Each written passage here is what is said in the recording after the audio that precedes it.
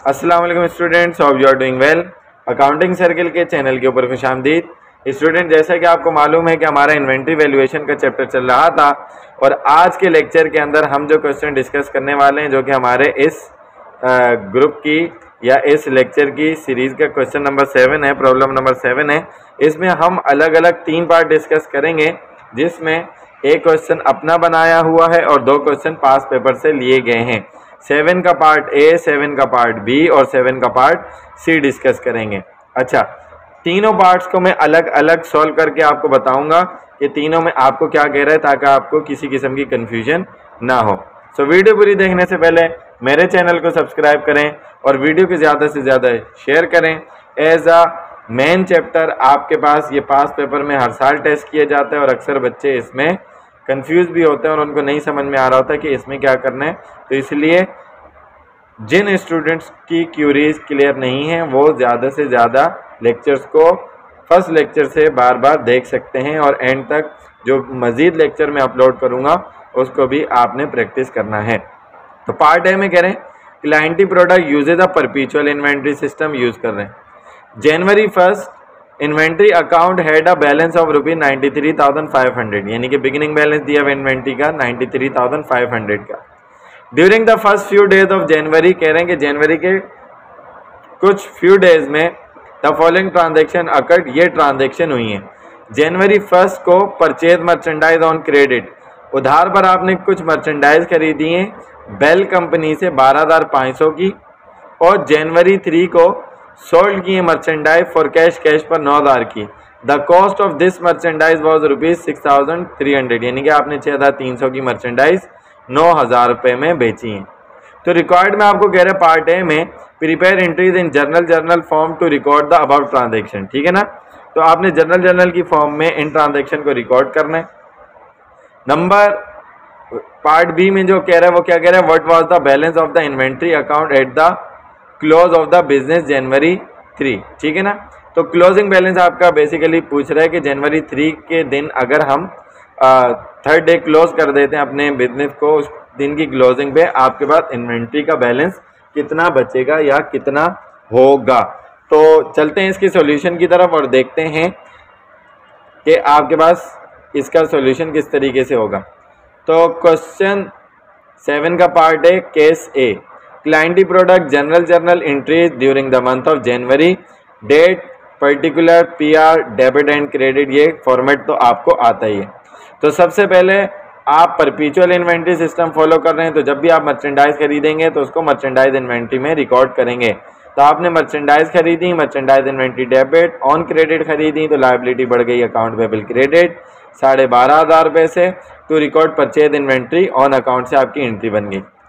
उसके बाद आपने कैश पर सेल की, 9,000 रुपये की सेल की, तो आपके पास कैश आ गया डेबिट और सेल्स हो गई क्रेडिट, रेवेन्यू बढ़ गया, टू रिकॉर्ड कैश सेल्स, ठीक है ना, या सेल्स ऑन कैश भी कह सकते हैं। लेकिन इसकी जो कॉस्ट थी वो थी 6,300 रुपये की, तो आपकी इन्वेंट्री आपके पास से कम हो जाएगी 6,300 से और कॉस्ट ऑफ गुड्स सोल्ड बढ़कर डेबिट हो जाएगी 6,300 से, to record cost of goods sold की आपकी एंट्री बन जाएगी, जो कि बहुत आसान सा पार्ट था। पार्ट बी में उसने आपसे ये बात कही है कि आप ये बताएं कि एंडिंग इन्वेंट्री की कॉस्ट क्या होगी ऑन जनवरी 3। तो आप देखें आपके पास बिगिनिंग इन्वेंट्री 93,500 की थी, आपने इस बार खरीदी कितने की, 12,500 की। तो गुड्स अवेलेबल टोटल कितनी आ गई, 1,06,000 की। उसमें से 6,300 की कीमत की आपने इन्वेंट्री सोल्ड आउट कर दी, तो एंडिंग बच गई 99,700 रुपीज़ की। तो बहुत आसान सा पार्ट था। आई होप कि आपको अच्छे तरीके से समझ में आ गया होगा।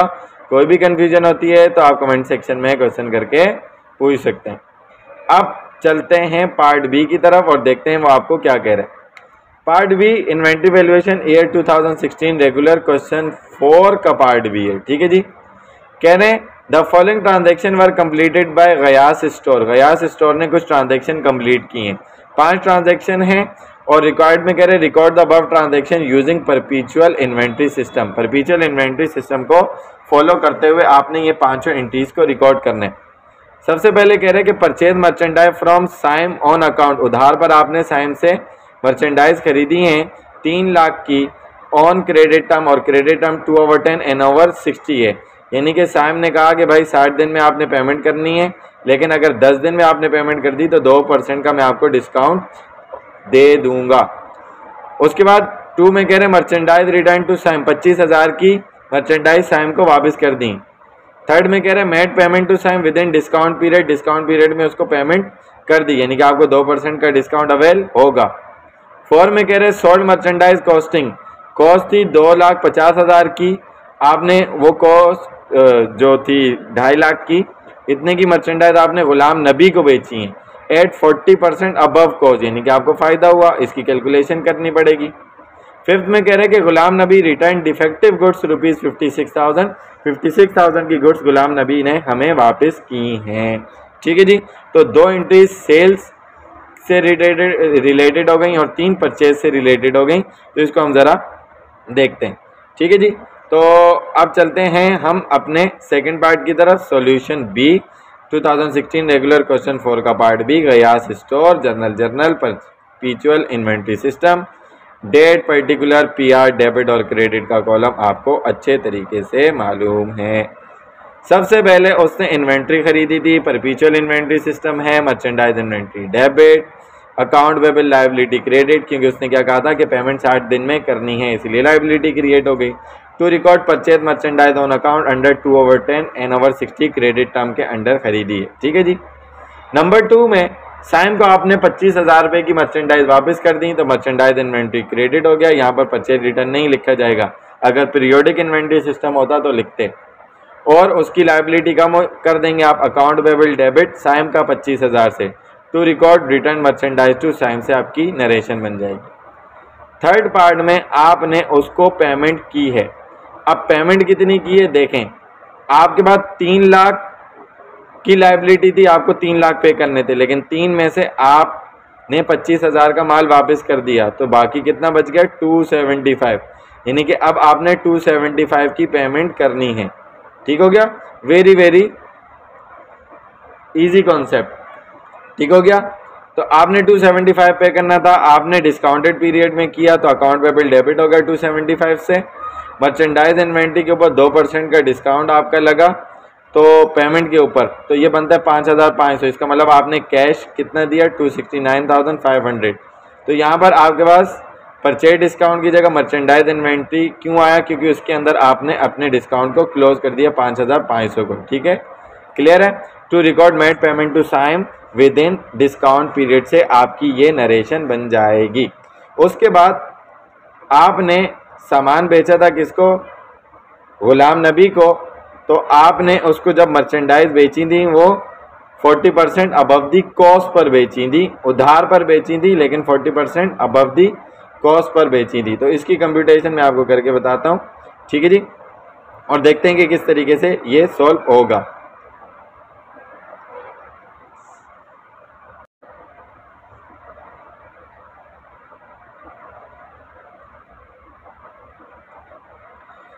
तो जब आप सेल करेंगे उधार पर, तो account receivable debit sales credit हो जाएगा, ये बात तो आपको अच्छे तरीके से मालूम है।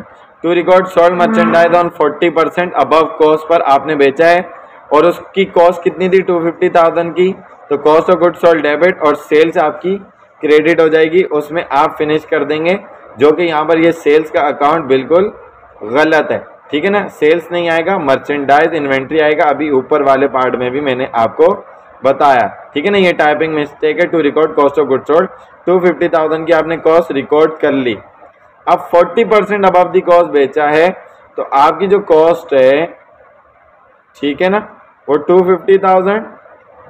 ठीक है, 40% अबव दी कॉस्ट, कॉस्ट होती है हमेशा 100%, यानी कि 40% अबव है, तो 250 का 140% लिया जाएगा, जो कि 350,000 बनेगा। ठीक है ना, इतना का आपने सामान बेचा है और इतने की आपकी सेल हुई है, तो उस पर आपकी इतनी की कलेक्शन हुई है, यानी कि 3,50,000 रुपीज़ की।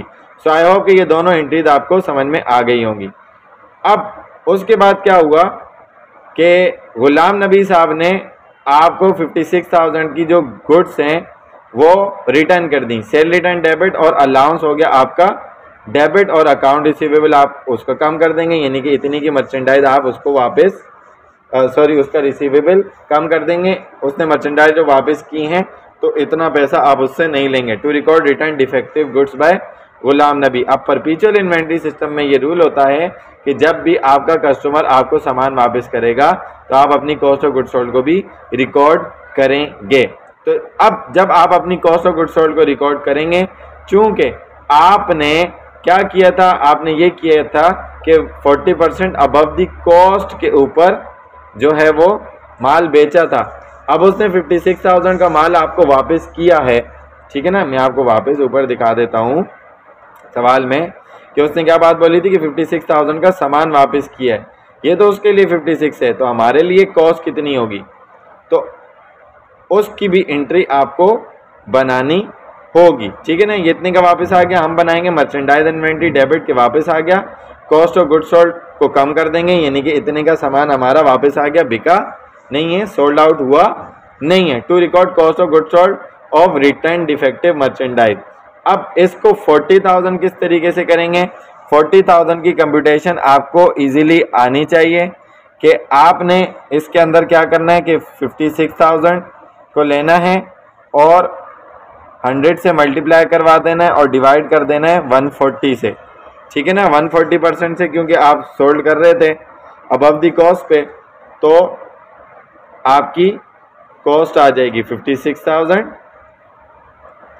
ठीक है जी, मल्टीप्लाई बाय 100% है कॉस्ट का, डिवाइडेड बाय 140% जो कि सेल था, तो ये आपका 40,000 आ जाएगा।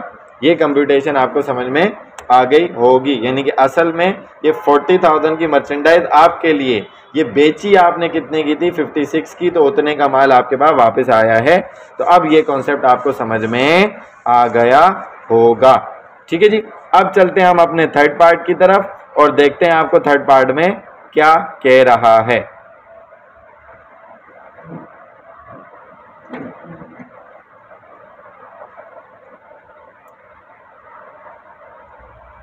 सो स्टूडेंट, थर्ड पार्ट में आपको कह रहा है कि ये क्वेश्चन हमने 2013 रेगुलर क्वेश्चन 4 से लिए, ठीक है जी।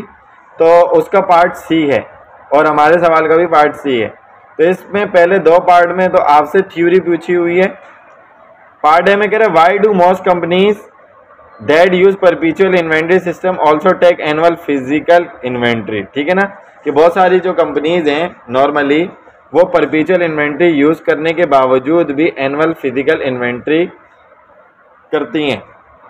पार्ट बी में record the following transaction in journal under periodic and परपीचुअल inventory system. आपने परपीचुअल और पीरियोडिक इन्वेंट्री सिस्टम के अंडर ये नीचे दी गई ट्रांजैक्शन को रिकॉर्ड करना है और आपने इन्वेंट्री का अकाउंट भी टी फॉर्म में बनाकर परपीचुअल इन्वेंट्री सिस्टम के अंडर दिखाना है। तो आपके पास 4 एंट्रीज दी हुई हैं। परचेज की मर्चेंडाइज ऑन अकाउंट 30,000 की, मर्चेंडाइज रिटर्न टू सप्लायर को वापस की 2,000 की, सोल्ड की मर्चेंडाइज उधार पर 30,000 की, असल में उसकी कॉस्ट थी 24,000 की, और मर्चेंडाइज रिटर्न किए कस्टमर ने 2,000 की जिसकी कॉस्ट थी असल में 1,600 रुपये की, ठीक है जी। तो एक एक करके इसका हम जवाब देते हैं और देखते हैं कि आपको क्या कह रहे हैं। पार्ट 1 जो थ्योरी है, परपीचुअल इन्वेंट्री सिस्टम क्या होता है। परपीचुअल इन्वेंट्री सिस्टम जिसमें आप in real time day to day अपनी इन्वेंट्री की काउंटिंग करते हैं। तो perpetual system offer companies inventory record that update in real time में अपडेट होते रहते हैं। जैसे इन्वेंट्री गई आई आपने रिकॉर्ड में डाल दी। Purchasing and planning can rely on the inventory record. जो भी आपकी परचेजिंग होगी, आपकी प्लानिंग होगी, मटेरियल इशुएंस होगा, परचेज का काम होगा, जो भी होगा वो डिसीजन आपके इन्वेंट्री के रिकॉर्ड के ऊपर लिया जाएगा regarding material purchase and working schedule, ठीक हो गया। The business is not required to shut down. Business को शट डाउन नहीं करना पड़ेगा हर मंथ अपने फिजिकल काउंट के लिए, ठीक हो गया, क्योंकि डे टू डे आपका रिकॉर्ड तो मेंटेन हो रहा है। आप ये नहीं करेंगे कि एक दिन दुकान बंद करके अपना फिजिकल काउंट करेंगे कि भाई हमारे पास कितनी इन्वेंट्री है, कितनी सोल्ड हो गई है, कितनी बची है। उसके बाद सेकंड कॉन्सेप्ट में कह रहे हैं एनुअल फिजिकल इन्वेंट्री काउंट क्या होते हैं। Company that use perpetual inventory system, जो परपीचुअल इन्वेंट्री सिस्टम यूज करती हैं, में स्टिल फिर वो अब भी एनुअल फिजिकल इन्वेंट्री सालाना वो काउंट करती हैं ताकि किसी किस्म का कोई शुबा ना रह जाए।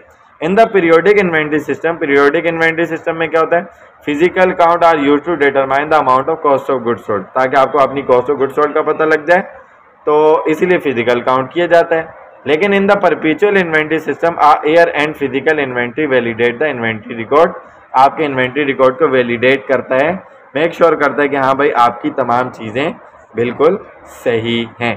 ठीक है जी। अब थर्ड पार्ट में आपने एंट्रीज का काम करना था। सबसे पहले पीरियोडिक इन्वेंट्री सिस्टम से करते हैं। आपने परचेज की थी 30,000 की, तो परचेज डेबिट, उधार पर account payable credit to record the merchandise purchase on account entry, very simple. उसके बाद सेकंड में आपने 2000 की सप्लायर को वापस कर दी, लायबिलिटी कम हो गई, accounts payable debit, purchase return and allowance credit हो जाएगा to record the goods return to supplier से आपकी नरेशन हो जाएगी। फिर आपने 30,000 रुपये की मर्चेंडाइज आपने उधार पर बेची है, account receivable debit, sales credit to record the goods sold on account, ठीक हो गया। उसके बाद आपको कस्टमर ने 2000 की मर्चेंडाइज वापस की है, sale return and allowance debit, account receivable आपका हो जाएगा credit to record the goods return by customer से आपकी नरेशन बन जाएगी। ये तो हो गया पीरियोडिक इन्वेंट्री सिस्टम। अब चलते हैं परपेचुअल इन्वेंट्री सिस्टम की तरफ, देखते हैं क्या एंट्री बनती है। तो सबसे पहले आपकी एंट्री बनेगी मर्चेंडाइज इन्वेंट्री डेबिट, परचेजेस में रिकॉर्ड नहीं होगा, 30,000 accounts payable liability credit to record the merchandise purchase on account. उसके बाद आपने वापस की मर्चेंडाइज, तो अकाउंट पेबल लायबिलिटी कम हो जाएगी, मर्चेंडाइज इन्वेंट्री आपके पास से कम होकर क्रेडिट हो जाएगी to record the goods return to supplier से आपकी नरेशन बन जाएगी। उसके बाद थर्ड में आपने सेल की 30,000 की, तो account receivable debit, sales credit हो जाएगा to record the goods sold on account, और आपकी जो उसकी कॉस्ट थी वो 24,000 थी, तो उसकी एंट्री बनाओगे cost of goods sold debit 24,000 से, और मर्चेंडाइज इन्वेंट्री आप कर दोगे credit to record the cost of goods sold से आपकी नरेशन बन जाएगी। वेरी इजी, पिछले 2 सवालों से यही करते हुए आ रहे हैं। फिर कस्टमर ने आपको माल रिटर्न किया, 2000 का सेल रिटर्न डेबिट, तो आप उसका अकाउंट रिसीवेबल कम कर दोगे credit to record the goods return by customer, तो इसकी कॉस्ट भी रिकॉर्ड करनी पड़ेगी। जो माल वापस आया है उसकी कॉस्ट 1600 खुद दी हुई थी, तो मर्चेंडाइज इन्वेंट्री डेबिट वापस आ गई, कॉस्ट ऑफ गुड्स सोल्ड आप कम कर देंगे credit to record the cost of goods return by customer से आपकी नरेशन बन के एंट्री हो जाएगी। लास्ट में उसने कहा कि इन्वेंट्री का टी अकाउंट बना के दिखाओ, तो इन्वेंट्री आपका एज ए एसेट अगर मैं बात करूं सबसे पहले खरीदी, तो अकाउंट्स पेबल आपका डेबिट हो जाएगा, यानी कि अकाउंट्स पेबल की वजह से आपकी इन्वेंट्री जो है वो डेबिट हुई है, ठीक है, 30,000 की। उसके बाद नंबर 2 में रिटर्न की तो क्रेडिट हो गई, यानी कि कम हो गई, और उसके बाद आपकी इन्वेंट्री के ऊपर जो इफेक्ट आया है वो कॉस्ट ऑफ गुड्स सोल्ड की वजह से आया, यानी कि रिटर्न की वजह से आया है, और 2400 का इफेक्ट क्रेडिट हुआ, यानी कि आपने सोल्ड आउट की है, तो उस पर आपका इफेक्ट क्रेडिट में आया है, ठीक हो गया। तो आपके पास टोटल इन्वेंट्री 31,600 की थी, आपने सोल्ड आउट 26 की माइनस किया तो 5,600 की इन्वेंट्री बच गई। बैलेंस BD, बैलेंस CD, यानी कि एंडिंग बैलेंस कितनी इन्वेंट्री आपके पास मौजूद है। सो आई होप कि ये तीनों क्वेश्चन, तीनों पार्ट आपको अच्छे तरीके से डिटेल में समझ में आ गए होंगे विद थ्योरी। इसमें अगर आपको किसी भी किस्म की कोई भी कन्फ्यूजन होती है तो आप कमेंट सेक्शन में क्वेश्चन करके पूछ सकते हैं, और अगर कोई ऐसा सवाल है जिसमें आपके कॉन्सेप्ट क्लियर नहीं हैं और आप उसके ऊपर वीडियो लेक्चर बनवाना चाहते हैं तो वो भी बनवा सकते हैं।